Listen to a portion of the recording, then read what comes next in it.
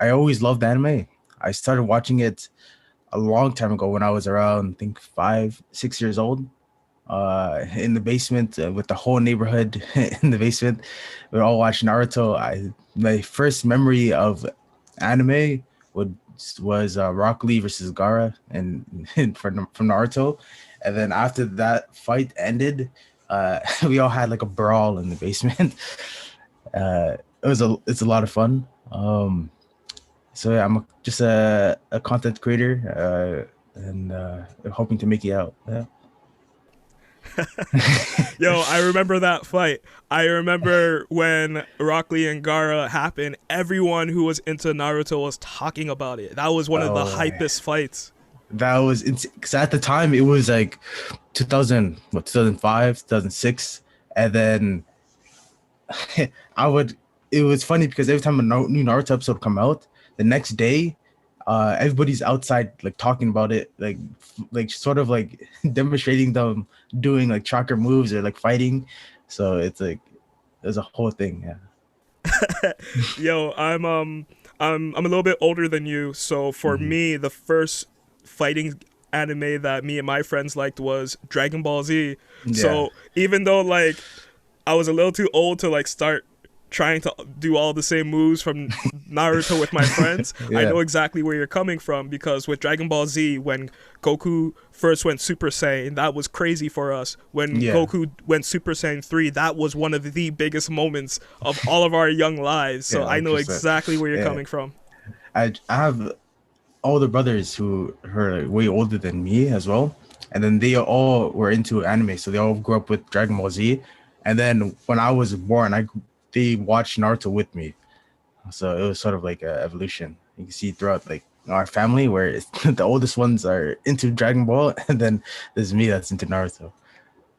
That's sick. Yeah, That's what I love about anime too, is the fact that like with other cartoons, it's kind of rare for them to go on as long or have the same impact where your older siblings or your younger siblings can watch with you.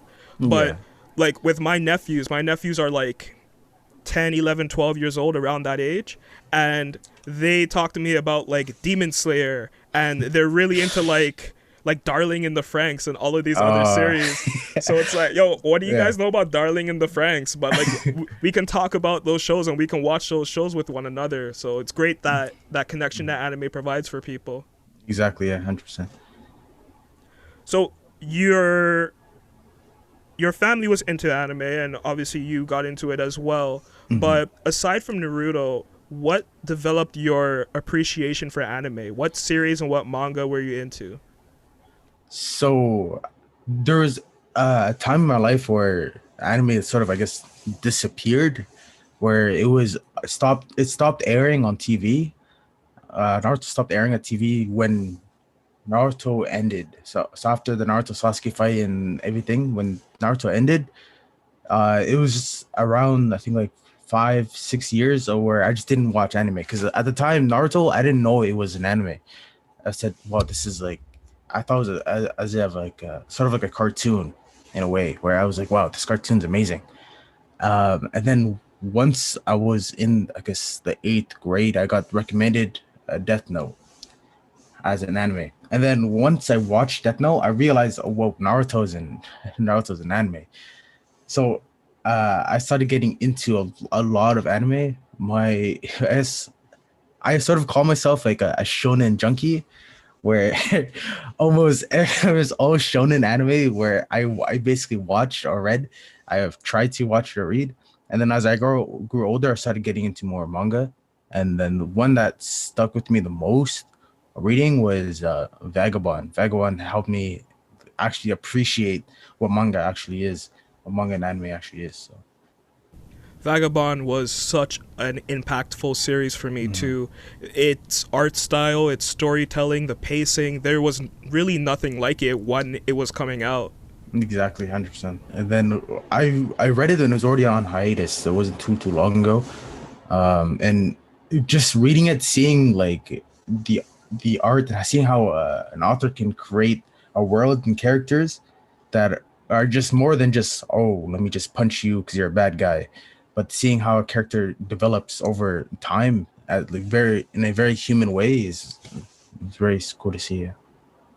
Yeah, and the fact that it's about Japanese history, right? Like Mhm. it adds so much more to the story. Like even though it gets spiritual at times, it's not like fantasy or sci-fi. So the fights that you see, the injuries the characters get, they're all real. They're all Exactly. very realistic, and that's kind Mhm. of what draws you so into that sort of show. It's Mhm. amazing. Yeah, 100%. So, at what point did you start considering yourself a major fan of anime and manga? I guess over time, when you kept getting into these series that were kind of different from Naruto, it kind of changed your perspective on it?